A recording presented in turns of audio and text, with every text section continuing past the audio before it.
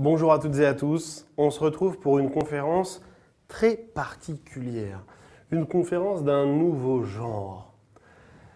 On veut vous aider à vous préparer au mieux pour le concours et l'ALCA constitue très probablement la matière qui vous pose le plus de problèmes, la matière la moins glamour à réviser et pourtant, on va en reparler, la matière qui vaudra le plus de points le jour J, qui est probablement la matière qui donnera le plus de points, le plus de place au classement.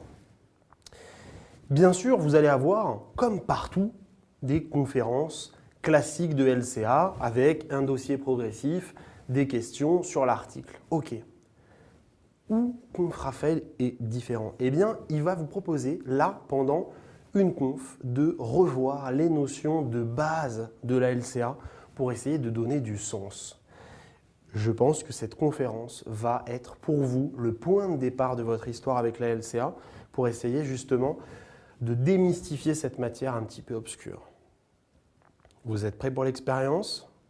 On est parti, premier épisode de ce voyage au sein de la LCA pour les nuls presque, j'oserais dire.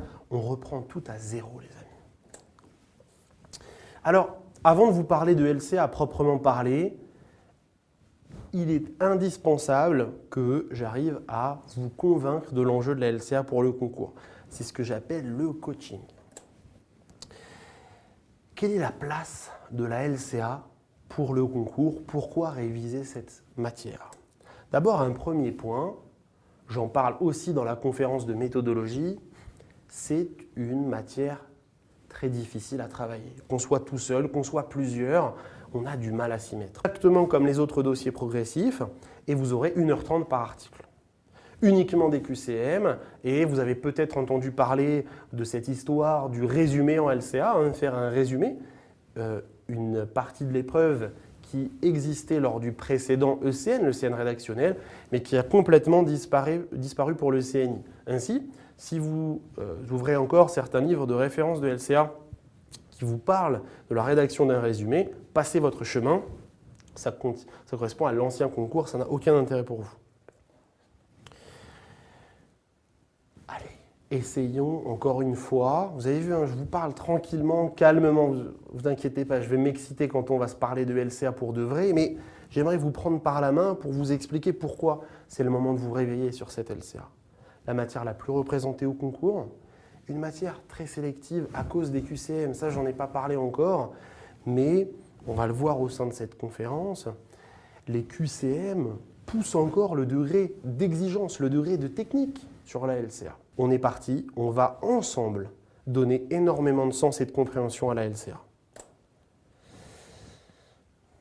Première diapositive, maintenant que vous êtes stimulé, sollicité sur l'enjeu de la LCA. Première diapositive, comment penser efficacement un QCM en LCA? Un QCM de LCA, ce n'est pas quelque chose qui s'improvise le jour J. Il y a une technique, une méthode très particulière que vous devrez à chaque fois, sur chaque QCM, suivre de façon quasi militaire. Premier point. Le premier message à entendre devant un QCM de LCA, c'est que un QCM de LCA n'est pas là juste comme cela. Il n'est pas juste sur un élément de l'article comme un simple commentaire de texte. Trop souvent, les étudiants me disent « Mais attends, ta LCA, c'est un peu comme un commentaire de texte en français. » Et puis moi, j'étais pas mal en littéraire, je suis un peu littéraire. LCA, c'est mon truc. Alors littéraire, c'est cool, bien sûr, mais ça n'a rien à voir avec la LCA, les amis. Donc vous laissez ça de côté. C'est absolument pas un commentaire de texte. Alors, il y a également des messages importants à entendre quand on s'attaque à la LCA, à cette matière si difficile d'accès. D'abord, c'est cette notion que j'appelle la notion du seuil de connaissance en LCA avant d'y voir clair. Là, on se dit, le gars, on l'a perdu.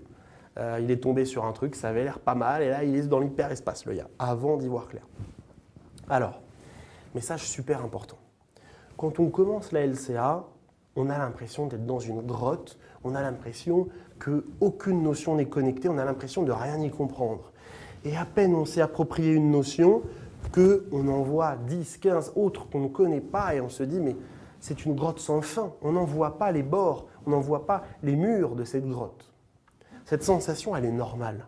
Cette impression d'infinité en LCA, cette impression qu'on n'arrivera jamais à la maîtriser, elle est normale. Mais elle est absolument fausse, cette sensation. En effet, la LCA, c'est quoi ? Ça, les amis, ça, j'aurais adoré qu'on me raconte cette histoire-là quand j'ai commencé en D2 ou en D3. Personne ne me l'a dit comme ça. La LCA, c'est un espèce de patchwork.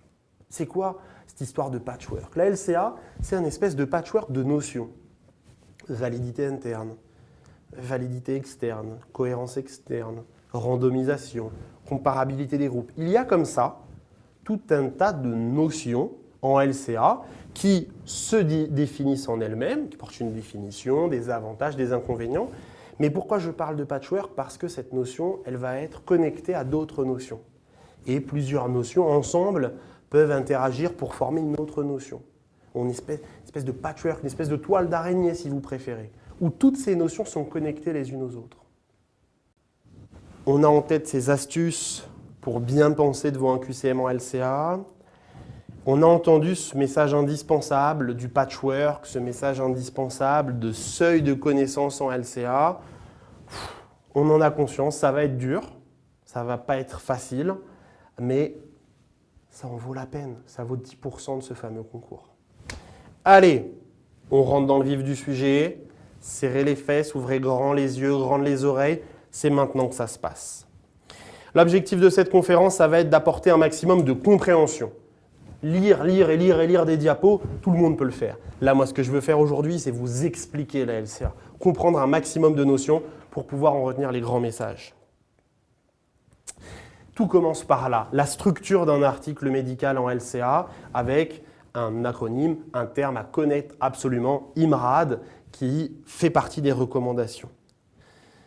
Très bien. Maintenant qu'on a cette structure de l'article en tête, j'aimerais qu'on voit ensemble, parce que c'est le cœur des généralités en LCA, des mots clés dont il faut que vous connaissiez la définition et le principe. Et ce sont ces mots qui, comme des rayons lumineux dans la grotte, vont vous permettre de développer ensuite tout votre niveau de LCA. Le premier mot que j'aimerais qu'on traite ensemble, c'est le mot objet. Objet de l'étude. À ne pas confondre, je vous dis dès maintenant le piège classique, déjà tombé plusieurs fois en ECNI blanche, et à chaque fois il y en a qui se font avoir, pas confondre objet avec le mot objectif. Ça vous paraît bébête? Chaque année, des centaines de D4 qui tombent dedans. Objet. Qu'est-ce que l'objet de l'étude? J'aimerais que vous en marquiez la définition. Elle n'est pas sur la diapo, les amis. Là, c'est à vous d'être actif. Stylo, feuille, on est parti. Objet de l'étude, ça correspond à la grande catégorie thématique à laquelle appartient l'étude. Grande catégorie thématique à laquelle appartient l'étude. Le jour J à l'ECNI, il existera 5 types d'objets de l'étude. Nous allons les voir ensemble. 1. Évaluation thérapeutique, médicamenteuse ou non. C'est un objet de l'étude. Lorsque j'évalue une antibiothérapie versus une chirurgie, ou bien un nouveau médicament dans l'infarctus, que sais-je, eh bien systématiquement, l'objet, la grande catégorie thématique de l'étude, ce sera évaluer un traitement. Évaluation thérapeutique plus ou moins médicamenteuse. Ça, vous connaissez, c'est le plus classique, le plus tombé au concours d'ailleurs. Deuxième type d'objet, l'évaluation d'une procédure diagnostique. Alors là, attention, ça devient un peu plus dur. Donc, soyez attentifs, il y a un détail important là que je vais donner dans les prochaines minutes.